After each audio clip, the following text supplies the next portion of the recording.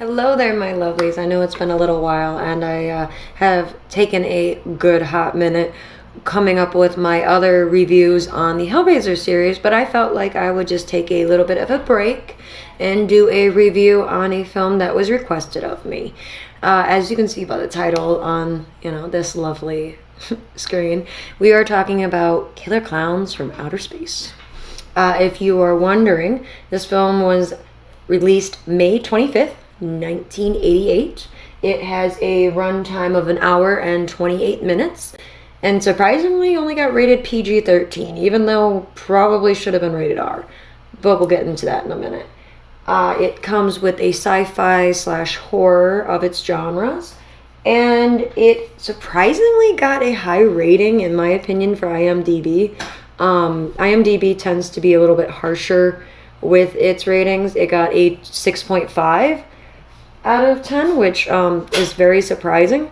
And on Rotten Tomatoes, it got a 75%. So I'll give it that. It does have where it's, I think it's a cult classic at this point, where a lot of people are watching it with nostalgia instead of actually taking it as the film that it is. Pre-warning, this is very much a 80s film. Even though it's late 80s, it has the massive feel of a 80s horror film. We are just gonna jump right into it. This film it's kind of one of the more cheesier ones, but it's kind of great for its cheesy. You're gonna laugh when you first see the clowns. They are, I don't want to say horribly done, but they are very cheesy in their design, but they are also hilarious in that factor. The very first opening scene is just hilarious because we get the old stereotypical opening of a boyfriend-girlfriend, at least, they're trying to be, making out where this meteor is shooting across the sky. And at the same time, we have an older gentleman who they play on being a redneck, in my opinion, a little too harsh. It really is the stereotypical redneck character. We even have a moment where his dog, spoilers ahead, I'm just going to talk about a few because this film, if I talk about very many, it's going to ruin it for you if you haven't seen this film. And for all my reviews, I suggest you go and watch the film first and then come back and, you can get your opinion on what I think of the film in a more natural way, because I never think you should watch a review first necessarily on a film. It kind of gives you more, and I've done this myself. I shouldn't say that, it's not common, but it's a horrible way to give yourself a very high level of expectations for films without necessarily trying to give yourself that. But certain reviews make you expect more than maybe the film will give you. I always suggest you get your own view on it, and then from there, you go and get your opinions from other people or what they thought about it too. That way, if you want to discuss something, you already have knowledge about it because you've watched it. But that's just my opinion. If you don't want to, and this is a film, you want to hear about my opinion on before you watch it, well, I'll try to not be too spoilery. It's just because I feel like this film is one of those you need to watch just for its humor.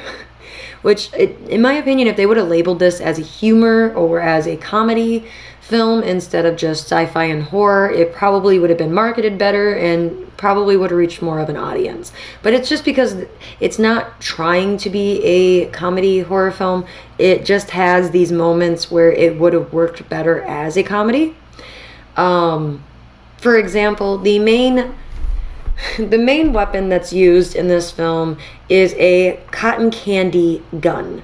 Now that makes it sound very, cutesy, but it's literally a gun that turns you into a giant cocoon of cotton candy. It liquefies you. Yeah, lovely, I know. And I'm not really giving anything away with that. That's just what this gun does. It literally turns you into a cocoon and you liquefy inside of the cocoon. A lot like a spider, keeping its prey in a cocoon for, its babies. Animals like that do that all the time. So in a lot of, looking back, it's kind of a natural thing, I guess. But it's just weird that they made these creatures from outer space, which are clowns visually, be where they have a cotton candy gun, popcorn guns that shoot popcorn at you that become sentient clown creatures that can attack you. There's also another gun that's very rarely used in the film, but I'm just going to mention it because if you don't know about it, you might miss it. It's literally like one scene that they use it, but it does come into play. It's a bubble gun. It traps you inside of a giant bubble. It's for transporting for people that they don't necessarily want to liquefy right away. If you have an overabundance of something, it's going to go bad, even if you try to preserve it. So I'm guessing that these are just people are trying to keep alive for longer. But this is actually a film that I'm going to shout out James A. Janice, who does Dead Meat. He did a kill count of this, which the numbers reach up into 40. Now, I say reach up into 40 because there is the cotton candy storage room where they keep all these sacks, that in that scene, there could be quite a few more than 40. It's just visually that you can see at least 40 cocoons, or visually see people turned into cocoons 40 times. So in retrospect, it could be higher in the number of hundreds that they actually have turned into cocoons, but we do not see that on film. So of course he did not count them. And if you even tried to, count in still moments, you're never going to get the angles that are going to show you this entire room. You'd have to know the dimensions of the room and then guess from there. So that's never something you want to do when you're trying to actually do numbers. But shout out to you, James A. Janice. I love your Dead Meat series. I really do. But yeah, so this film has over 40, well, at least 40 kills that you can see on film. And they are done in kind of comedic ways, so that's why I say it should have been marketed a little bit more as a comedy. It probably would have taken off a little bit better. People would have accepted it more, and it wouldn't be like more of a cult classic like it is. It probably would have been a more well-known film, but it's a lot like I think it's Cuties is the one that it's like a creature from space one. Puppet Master had a very big feel like this where it was 80s. But it's got more of the 80s feel to it, of cinematography, film ideals, and just how it's shot.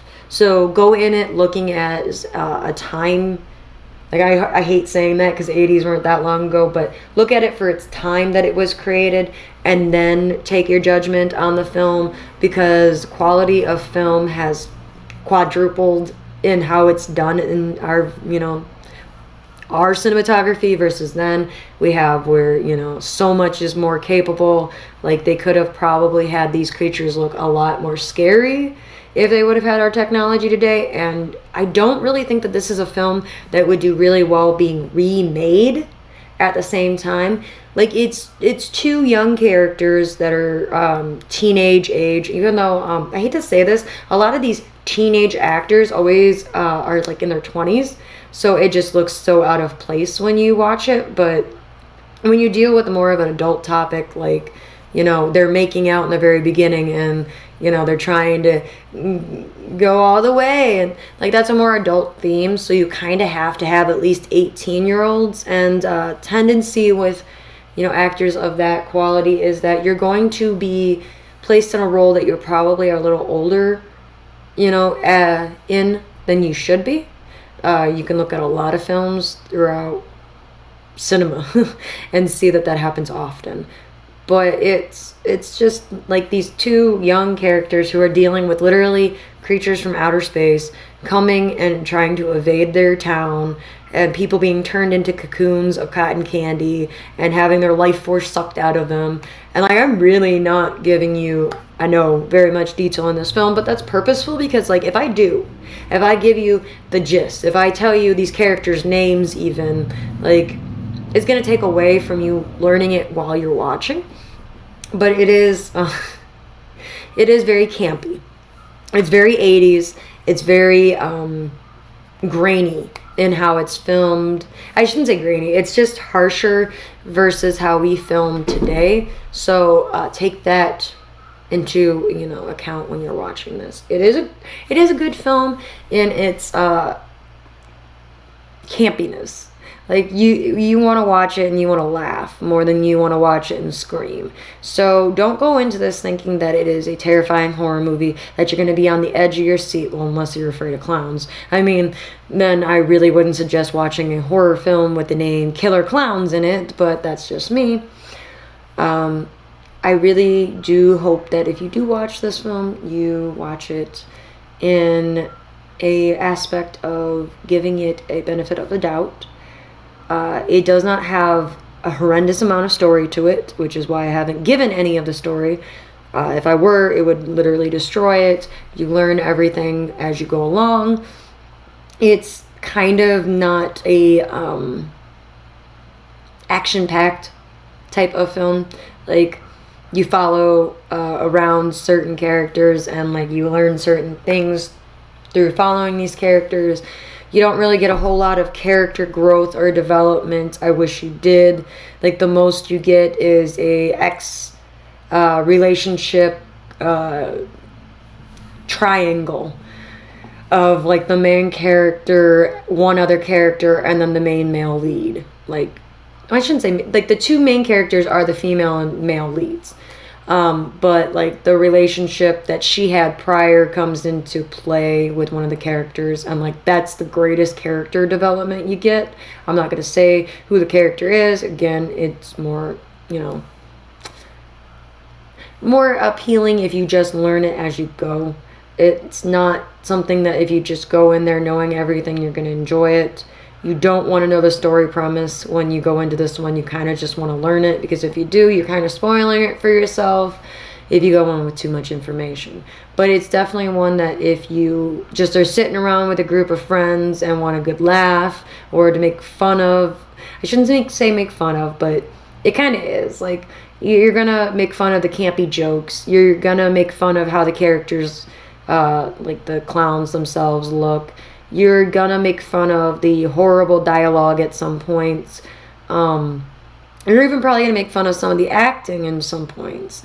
Like, I know that the hillbilly, I had a hard time sitting and digesting, because he's just so much playing on silly stereotypes. And like, by the time what happens with him, you're just like, okay, all right. But other than that, it's a good film in certain degrees. You have to, like I said, take it with a grain of salt for its time and what it was capable of doing. The things that it did do that probably were groundbreaking at its time, and also the limitations that they had for a lot of stuff. I wish that they had done a little bit better on their character concepts for the clowns. They seem very plasticky, and it's kind of the reason why Puppet Master was a little bit of a turnoff for me. I loved those puppets, but they look so, with the CG that they used, just not matching with the film itself, that you can just, it throws you off for a second. And with these characters, the first time you see them, you just want to laugh. You don't even have a moment of like a horror or like, you just want to laugh at it. So if you want a good laugh, if you want to just have a good moment of realizing what cinematography was in the 80s, enjoy this film. I certainly did. I'm going to give it a 2.5 out of 5 rating on it, just because, like I said, it could have been better in some aspects, but it wasn't horrible. So I hope that you've enjoyed this movie review on Killer Klowns from Outer Space. I'm going to get back to the Hellraiser series and do a couple of videos on that. My next one that I'm going to do is my personal favorite, which is Hellraiser 6, Hellseeker. It is coming up very soon, so look out for that one too. My social medias are Kiki Voodoo Doll for 666 for Instagram, TikTok, and then I have twitch.tv/Voodoo Doll 90 for my Twitch. And of course, you guys know me here as Voodoo Doll 666. Any of those are open. I also have a page that I made so that you guys can get a hold of me directly on Facebook, where it's just Voodoo Doll. It's simple, it's easy, it's got a little voodoo doll icon. That's a black and white image. Check it out. If you want to let me know on any reviews, any kind of suggestions, anything that you would like to see from me, send me stuff there. I look forward to hearing from you guys, and I hope you have a wonderful morning, evening, afternoon, wherever this video finds you. Love you all, and I'll see you in the next one. Bye for now.